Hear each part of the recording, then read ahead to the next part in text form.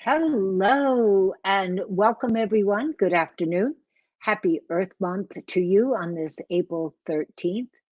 This month, we have a great lineup of speakers. We've had some, and we have some great speakers coming up, and we're so excited that you have joined us. Our speaker today is Mark Voss. He is founder of Voss Organic Urban Farm and so much more. The farm's mission is to provide community members with the products and know how to grow their own food in beautiful, productive gardens. My name is Pam Allen, and I am a member of the Climate Action Network, and I will be moderating today's session. Just a quick note, this session is being recorded and is being live streamed both on Workplace, eXp World, and the official eXp YouTube channel. As we go through today, if you have any questions, go ahead, drop them in the chat bar where you are watching the video today. And we're going to save some time at the end so Mark can answer your questions. Let me give a quick highlight, if I can, before I introduce Mark, of what eXp, who we are, eXp Climate Action Network, aka CAN. Well, our group was launched less than a year ago in July of 2022. And currently we have 386 members and growing. So we would love to add your number to join us. So please consider joining our community. We're a community of eXp agents, staff, partners who are enthusiastic about caring for our environment. eXp's CAN's goal is to provide a space for network, educate, collaborate, inspire climate action on all levels. So when you join the CAN team, we have opportunities not only in leadership, but graphic design, content creation, event creation like today's project, and green buildings, corporate governance, and so much more. Our mission is to propel eXp Realty to be a global leader in sustainability and climate action. And hosting events like this one today is just one way that we're sharing that mission. As I mentioned before, I encourage you to type in questions and we will save time for Mark to answer them, answer as many as he can. Now, I am so happy to introduce my friend, Mark Voss, as our guest presenter today. Mark is a sought-after speaker and content expert on entrepreneurship, holistic education, urban farming, and regenerative systems. Being aware that place is where change happens, Mark went ahead and added real estate development, consulting, and sales to his repertoire of many things. He brings enthusiasm for service to his real estate practice with Latitude Regenerative Real Estate and loves to work with those who dream to make their home an instrument of transformation. So let me say again, Mark, thank you so much for joining us today. And I feel like we're ready to get started. Are you? I am. Thank you so much, Pam. Oh, thank you. Mark, why is it? Let me ask you two questions before we get going. First question is, why is it important that we're talking about this today? Oh, for so many reasons. The first couple that come to mind are that everybody can have a direct connection with growing their own food, and I'm here to talk a little bit about that, and I'm happy to do so. Terrific. Thank you so much. So the second question is, what is one message, what is one insight that you hope people will walk away with today? Well, I hope that everybody can walk away from today's presentation saying, I can do this. I can grow some of my own food, or even I can grow a lot of my own food. Perfect. Well, I'm going to turn the stage over to you, Mark. Thank you very much. Hi, everyone. My name is Mark Voss, and I am a real estate agent with Latitude Regenerative Real Estate and the founder and proprietor of Voss Organics. And really glad to be here. Thanks, Pam, for inviting me, and thanks, Climate Action Network, for inviting me to be here during Earth Month. I'm passionate about growing food, and I'm passionate about teaching people how to grow food, and about transformative ways to be in stewardship with your property. So if I could have my presentation come up on the screen here, we can get started. So the title of today's presentation, Pam helped me with it, and I'm so thankful for that: How to Have Your Yard and Eat It Too. And I think that this is a great launch pad for our discussion today. I'd like to start out just by expressing some gratitude for Latitude Regenerative Real Estate's framework of working with buyers, sellers, and project coordinators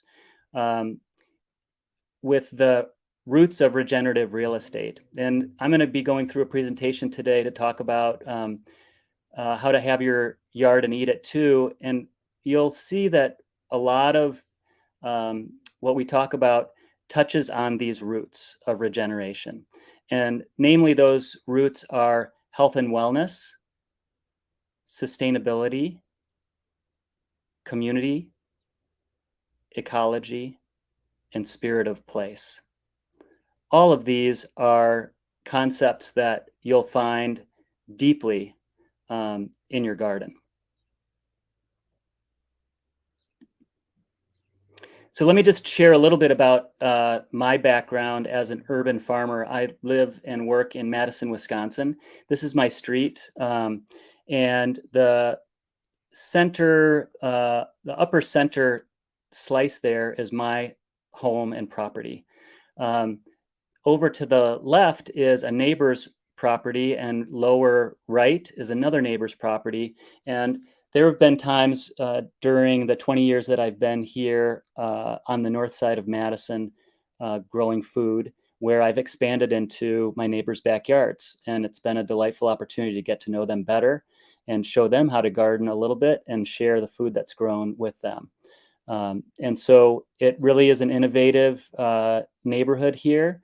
And I'll share some more images with you as we go through the presentation. This is my backyard. This is the yard that I have and eat from it too. My daughter and my wife are there. We have some hoop houses that we use for season extension and for growing seedlings that we market to gardeners here in Madison. And my son's not in this picture, but he was away that day. But this is full glory of summertime, and got some beans growing overhead there, and some sunflowers and some nasturtiums, just lots of real diverse plantings there in our yard that we're going to eat too. This is inside one of the hoop houses.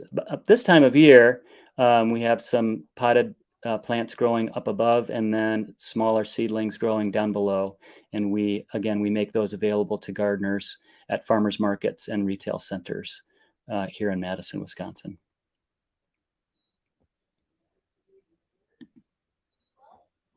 So let's talk about why we might want to consider having our yard and eating it too. And then we'll talk about how. So when I think about the why, I go back to the roots of regenerative real estate.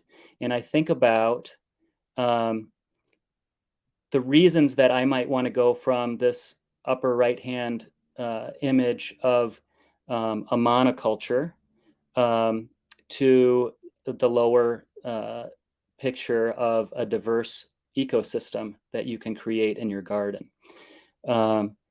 So health and wellness, from a health and wellness standpoint, having your own garden, it really can't be beat. You have fresh food. When you're out in your garden, you get fresh air and exercise. There's so much research that shows that when we participate in growing our food and growing the beauty of flowers as well, that it benefits our health in so many ways.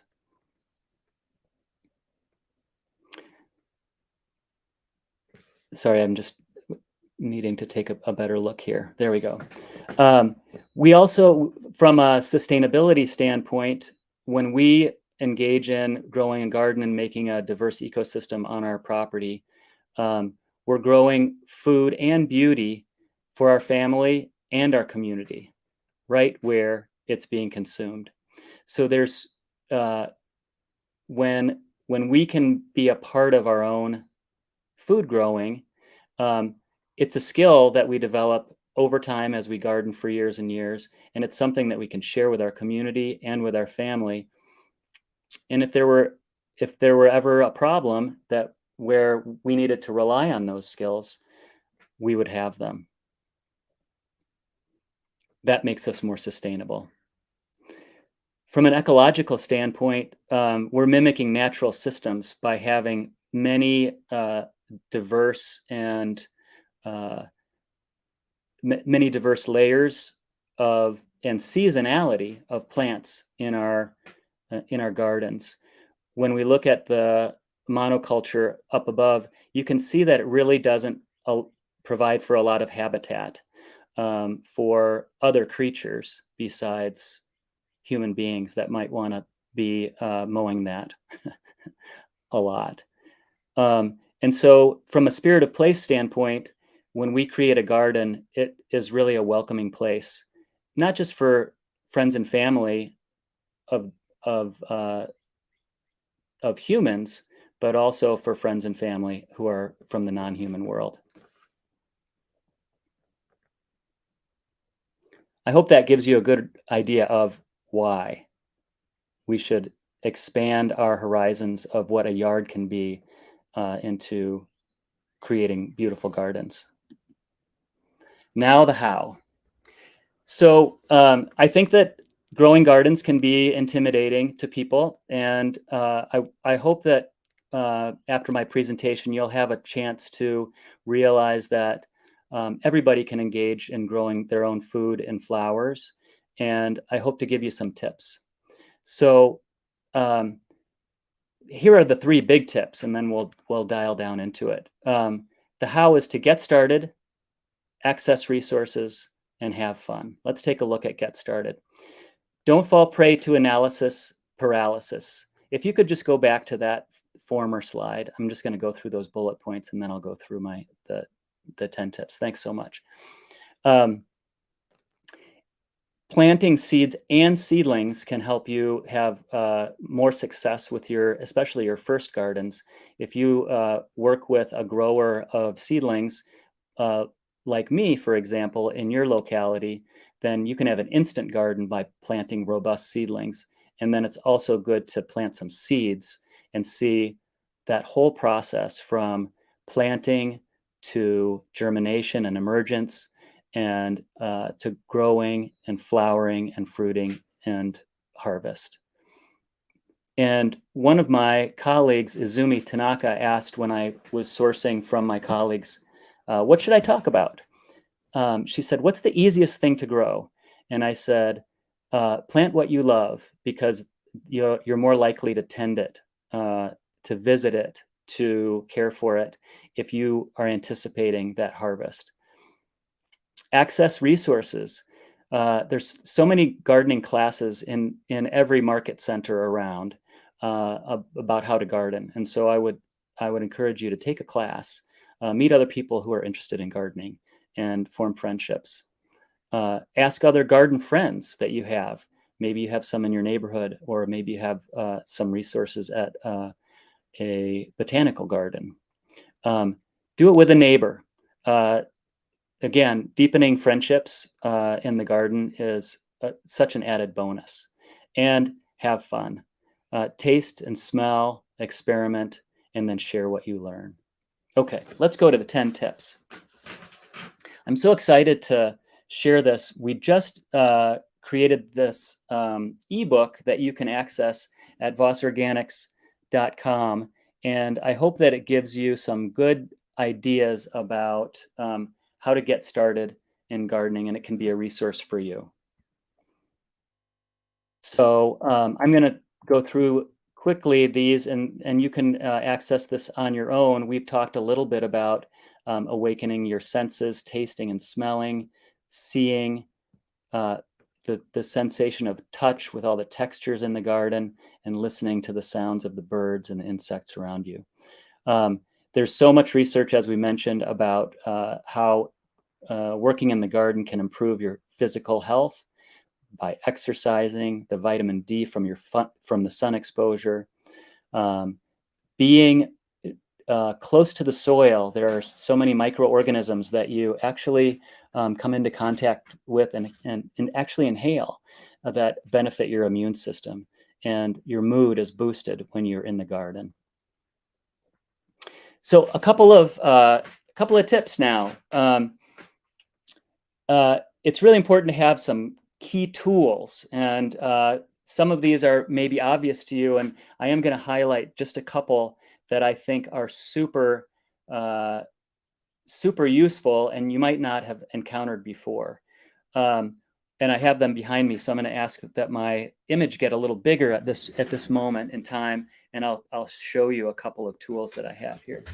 So one is called a stirrup hoe, and this hoe it has a blade here, and when you drag it across the earth, there we go. When you drag it across the earth, you can uproot small weeds, and you can go all around your seedlings or your planted crops, and you can get those pesky weeds when they're small, so that they don't become an encumbrance to you, and then you feel like you got to go out there and pull those weeds out. So a stirrup hoe is such a good investment. Also, I know everybody knows what a rake is, but a soil rake is also a good tool for getting your beds ready. And so this is a good investment for you to make to get your garden started. Others, of course, would include trowel, wheelbarrow, spade, hose, and oh my gosh, 5-gallon bucket. The things that I use a 5-gallon bucket for, from planting, well, we'll get to that later. So invest in some tools. The next thing I want to talk about is when you're siting your garden, make sure that you know how much sun exposure you're going to get. So we always say, don't look at the sun. Well, we're making a little fun here and saying, look at the sun. See, if you're siting your garden in the springtime, maybe the leaves haven't come out yet. And so you don't really have a good idea of where the shade is going to be cast on your property. And so be mindful of that most garden plants really need 6 hours or more of sunlight to thrive.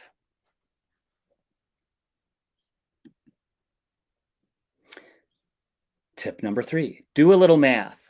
So think about what you'd like to plant and then plan accordingly in terms of the size of your garden. And maybe you want to sort of go backwards and say, okay, this is how much room I have, and so what can I actually plant there? And so it's important not to overcrowd your seedlings, because when plants are crowded, then they're more susceptible to disease. And so when you plant seedlings, it's going to look like there's a lot of space between them, but lo and behold, plants grow. And so be mindful of the spacing that's needed for individual plants to grow and thrive and not grow into the thing that you've planted next to them. So you can advise yourself a little bit more closely with this tip about proper spacing. Square foot gardening is a great resource. And also, when you buy a seedling at the farmer's market or your local garden center, it often has a little tag, and it'll advise you how much space is needed for that seedling to thrive. So do be mindful of that. And once again, it will look like it has too much space when you first plant it, but it will grow. So maybe you have a big green grassy yard like in the previous slide, and you're excited to make it into more of a diverse ecosystem. How do you go about that? Um, there are many ways. I'm going to focus on a couple here. One is you can do raised beds, and there are many kinds of raised beds, but the concept behind a raised bed is that it creates a structure into which you can put rich soil, and it's a sort of a ready-made garden in that way. Another way is to convert your grass and just plant right into the ground. And that takes some doing. And there are a couple of ways to do that. One is to rototill that or hire someone to rototill that. And it may take a couple of passes over a couple of weeks just to get that grass knocked back. And then you'll want to amend that soil with some compost. And then a gentler way to do that is to put down some kind of a barrier. And oftentimes what people will do is put down cardboard or newspaper and then put compost and soil on top of that. And then that will kill the grass underneath, and you'll have a ready-made garden right there in sort of a raised bed without that structure around it. Maybe you already have some raised beds or some established gardens. It's important to amend that every year with some fresh compost. You want to remove the debris and the weeds from the previous season, and then add that compost, and that'll boost the fertility if you add an inch or two of that compost. And then another tip about making your bed is establish paths. With raised beds, it's pretty clear where the pathway is. It's where the raised bed isn't. But if you have a larger area, you want to establish some pathways, maybe 18 inches wide or so you can get a wheelbarrow through, and put down some kind of material like wood chips or some gravel, or maybe you want to plant that into grass, so that it's clear for you and others who visit you where to step and where not to step. Because if you're stepping on your growing area, that's not good for the soil to compact it. So determine your growing areas and your paths and then stick to that.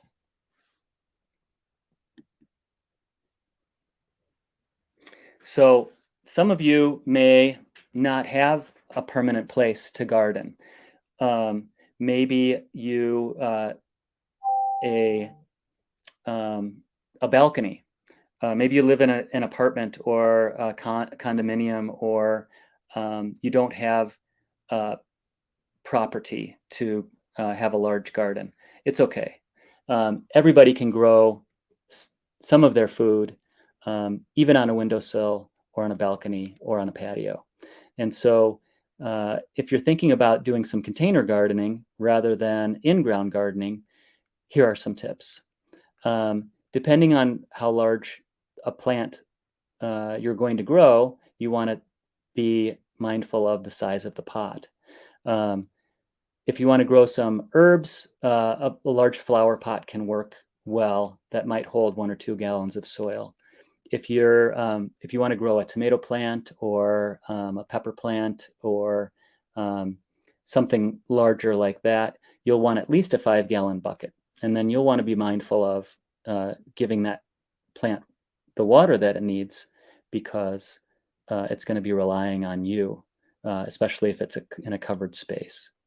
So find a sunny spot to put your container in order to get the adequate sunlight, and make sure that it's a nice, rich, fertile potting soil.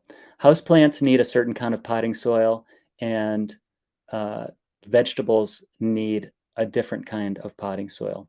So ask your seedling vendor at the farmer's market or your garden center staff what the best potting soil is for what you'd like to grow in your container. It's important to put some rocks in the bottom of your container so that it drains well, and that will allow the when you do water, for the water to filter through so that the roots don't get waterlogged and rot. We talked about watering adequately, not overwatering, but making sure that it gets adequate water. And then when you plant in a container, depending on what it is, you might need to support what's coming out of that container. Peas and tomatoes, cucumbers can all grow in pots, but they're going to need some kind of structure to grow up or to surround them. So I would encourage you to get a cage, or maybe you're lucky enough to have a railing or a fence against which to put your container gardening, and you can use that as a trellis for those plants to grow up. And then here in Wisconsin, where I live, it's been beautiful, beautiful weather, unseasonably warm, and everybody is so anxious to get into their garden. And as someone that sells seedlings, I'm anxious for them to get into their garden. But we really do need to watch the weather. It's too early to be planting our frost tender plants. And so what I advise my gardening patrons to do is to watch the 10-day forecast. And if there's going to be anything below 40 degrees, you just want to watch the weather even closer as that time gets by. We've had a nice warm up. The soil is warm and ready to plant. And so if people do plant, they just need to be mindful to go out and cover things if we get a cold snap.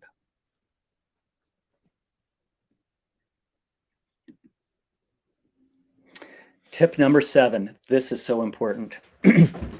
There's nothing more saddening, debilitating, depressing, demoralizing than buying some beautiful organic seedlings, planting them, and then coming out the next day and seeing them nibbled down to nubs. And so many times that's happened to me, and so many times it's happened to my patrons. And so tip number 7 is a really important tip. If you can be aware of the potential pests that you might have, and if you can protect that area before you plant, so that the mammal pests especially don't notice that there's something new in their environment and come and eat them up. If you can keep them out of that area before you plant, then they're not going to be very curious about what's on the other side of that, because that hasn't been in their awareness. So if you have pests that can be kept out with a barrier that might be just 2 feet high or so, then you can think about chicken wire. That might keep out rabbits, but it won't keep out squirrels and woodchucks, and it won't keep out some insect pests. We've had great success with bird netting, which can be up to 8 feet tall for deer. It's sheer. It doesn't. You can see right through it, but when deer bump up against it, they get freaked out and they don't go through it. The downside of that is that it typically doesn't last very long, and so you're going to be replacing it. As people who are sustainably minded, we want to maybe think about things not ending up in the landfill after just a year. If you're an avid gardener, you might just want to think about putting in some permanent fencing. There's a picture here of a picket fence, and that can keep out a lot of pests. We have a cedar fence that's about 5 feet high, and that keeps out most of the pests that we encounter. We also have a dog a cat that we let outside, and she prowls around from time to time, and her scent is around, so that helps. And then another thing that you can do is get some floating row cover. This is a very sheer fabric that can keep insect pests off, especially during times when you see them buzzing around. and then you can take it off to do some harvesting. The next tip is about just how to plant your seedling. If you get a nice robust seedling, you want to think about making a nice big hole in your garden bed and putting in like a double handful of compost, taking it out of its pot, putting it in to that new hole, making sure that the roots have good contact with that new space, and then putting back the soil from that hole and giving it a nice push down, and maybe even creating sort of a bowl around that new seedling so that when you water it in, it'll percolate down. And you really want to almost overwater when you first get a seedling in the ground, even if you think it's going to rain. So many times rain's been in the forecast and I've planted a lot, and then I go to bed and I'm tired and I think, oh, the rain will take care of it, and then the rain doesn't come and my seedlings get stressed. So go ahead and be proactive, give them the water that they need, even if the forecast has some rain in it, and give them an ample amount of water, maybe 10 seconds with the hose, or a half gallon or a gallon of water right when they go in, and that'll help integrate the roots into the new space. We talked about that stirrup hoe. If you can get out into your garden, we're on tip number 9 here, and just drag that hoe through your garden once a week. You're going to that proactivity is going to create such a wonderful and beautiful garden. You're going to get those weeds when they're small, and it'll uproot them, and then they'll just dry out in the sun. You won't have those big weeds that are backbreaking to get out there and pull.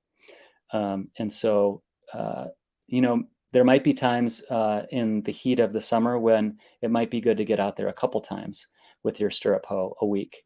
But if you can get them when they're small, that is the time to get them. And then our last tip for the day, tip number 10, side dress. Side dressing is a great way to give a little bit of extra boost of fertility mid-season. Heavy feeders like broccoli and kale. Oh, I have another visual aid here.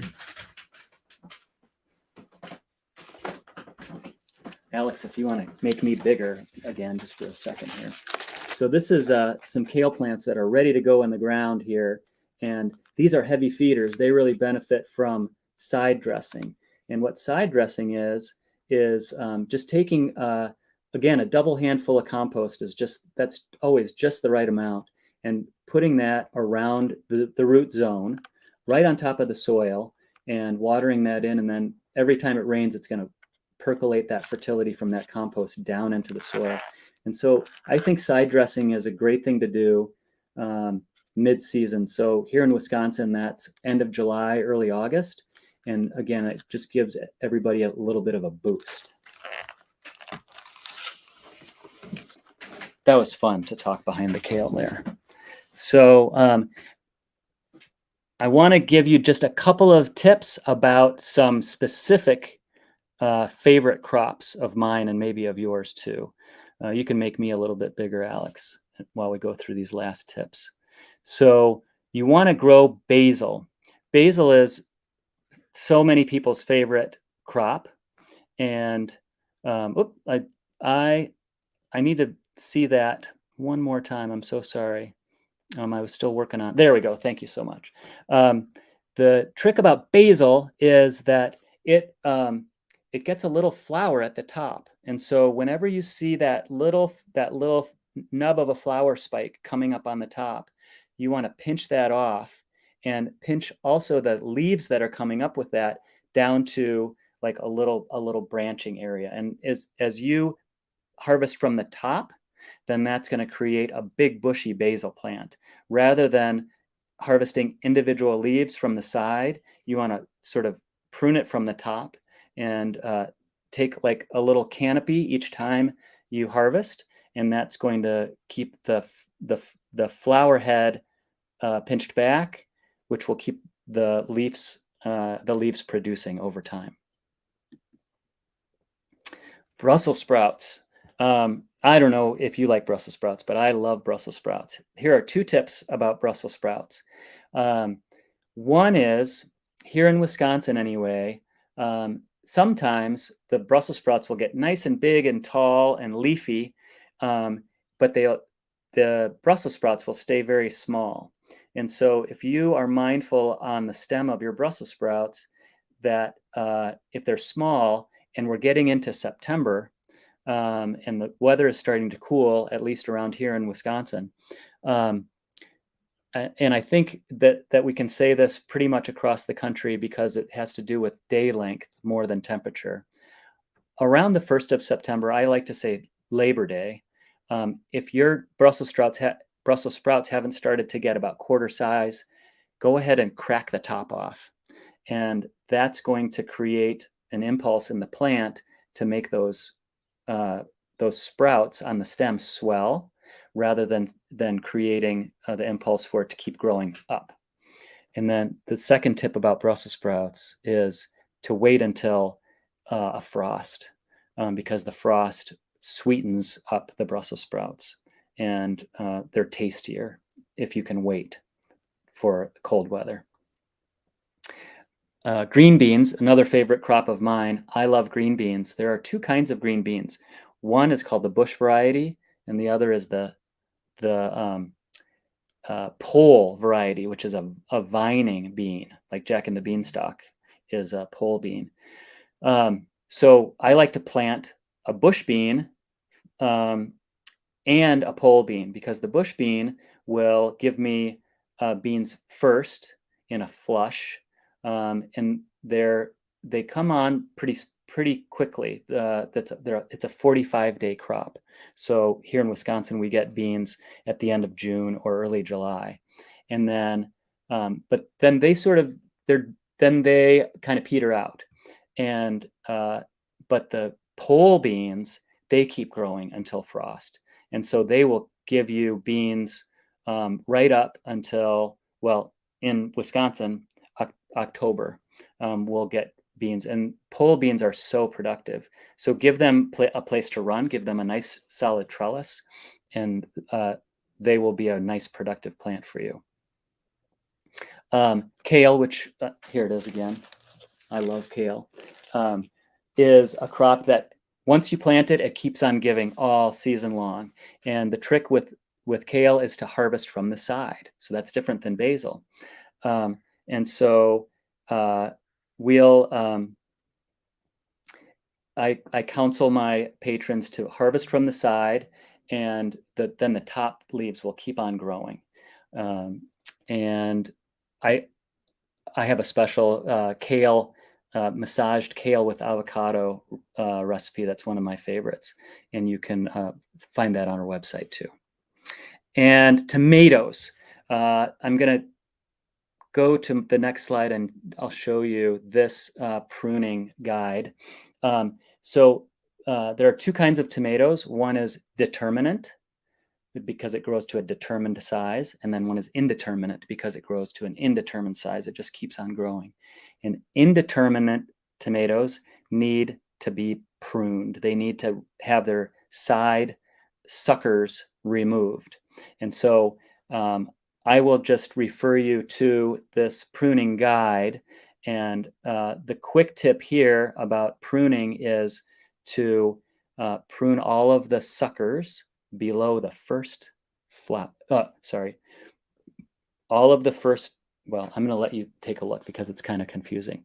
The first sucker below the flower, you leave, and that becomes the second main stem. And then all the suckers below that are the ones that you should take off. So this is a great pruning guide because it does have a good visual aid. Just know that an indeterminate tomato a tomato cage will not contain an indeterminate tomato. You really need to give it some structure up to 6, even 8 feet tall. if you have nice fertile soil like we do here at Voss Organics. So I've been talking for a long time. I think I'm ready to go back to my slide presentation and wrap up here. Thank you so much. When I sourced,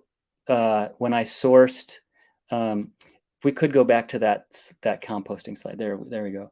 When I sourced my colleagues for questions, so many of them asked about how can I compost? How can I be a better composter?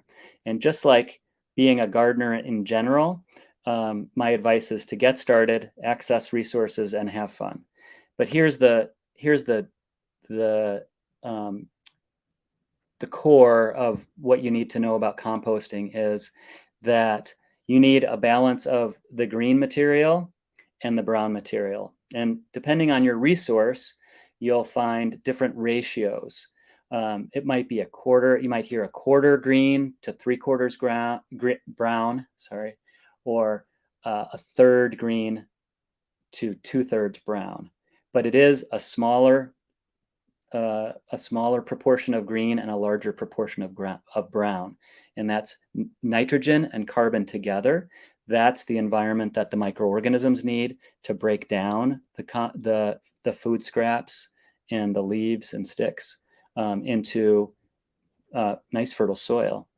I have a secret to tell you, and that is I don't pay any attention to these proportions. At different times of the year, we have a lot more food scraps in our and weeds without seeds in our compost pile, and less brown material, less leaves and sticks. Other times around the fall, we have more leaves and less green material. Nature is amazing, and nature takes care of it, and nature will balance it all out. So composting is really fun. If you strike up a conversation with someone who's a composter, they're going to teach you a lot, because people are really passionate about composting. I can't tell you how gratifying and satisfying it is to have a compost pile that's where you can stop throwing things away in the landfill and start turning them into beautiful soil. That's its own workshop. And lastly, I just want to say that kind of coming at it from a little bit more of a broad perspective, human beings, we think of ourselves oftentimes as being apart from nature, but we are a part of nature.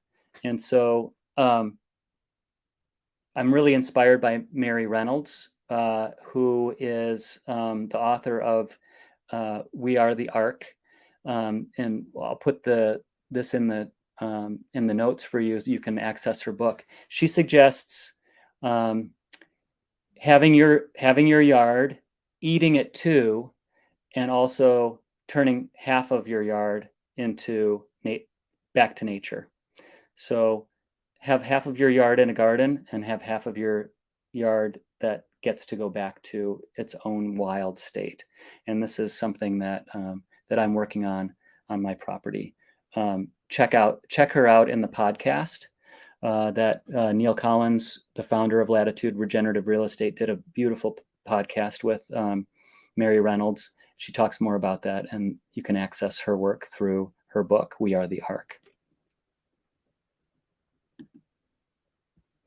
So I hope that you've enjoyed how to have your yard and eat it, share it, regenerate it, restore it, and return it too.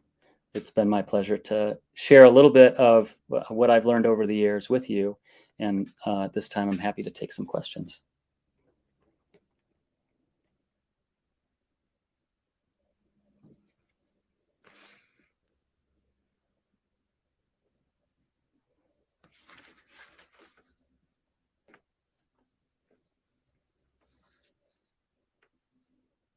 Okay. Well, I'm not seeing any questions coming. Maybe we'll just wait for just another second.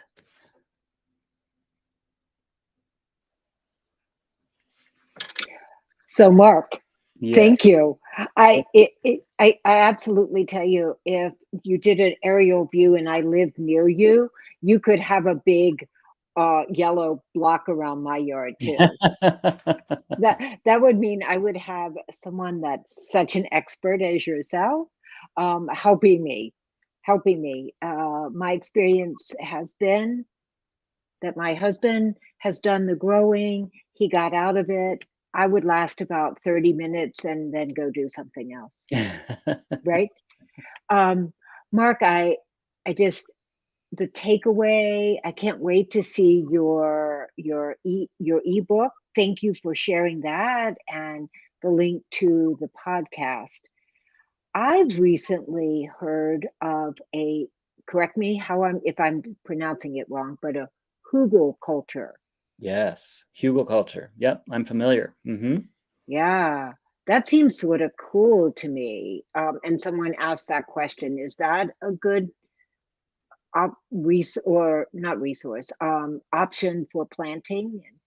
Yeah, I want to tell you that my expertise is tends to be in annual garden plants and annual production, and I'm really looking forward to broadening my experience into more perennials, more permanent agriculture, more permaculture. I have a lot of friends here in Madison who are deeply steeped in permaculture, and that's my next growth edge. Um, Mm.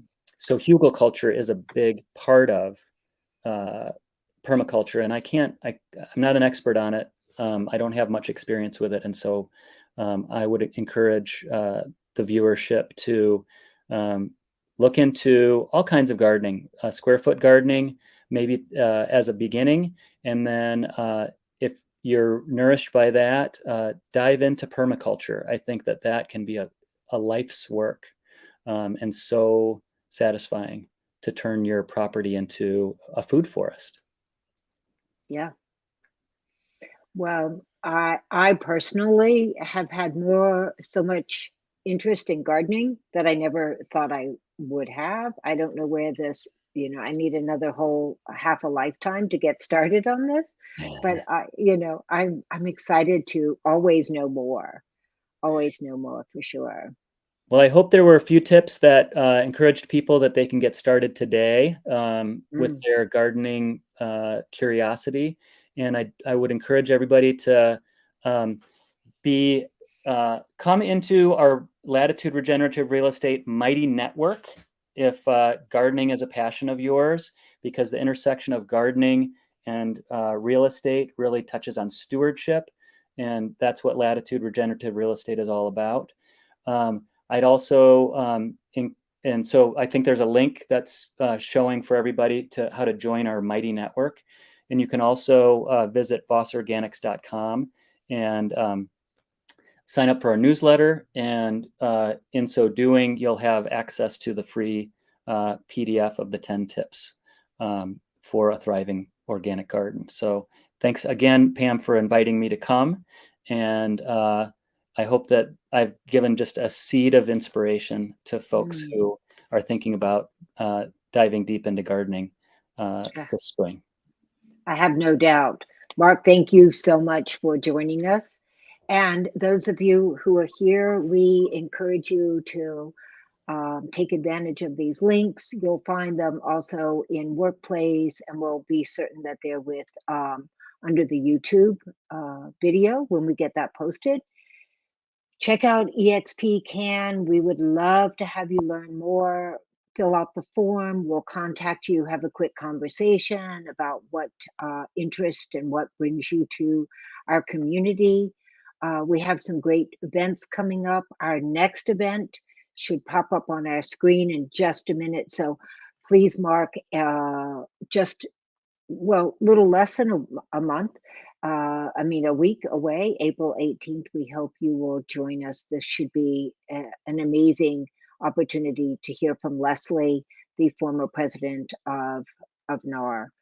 And with that, I think I'll go out and buy myself a stirrup hoe. Never heard of that. And I thank you all so much for joining us. And I'll say goodbye for now. Take care.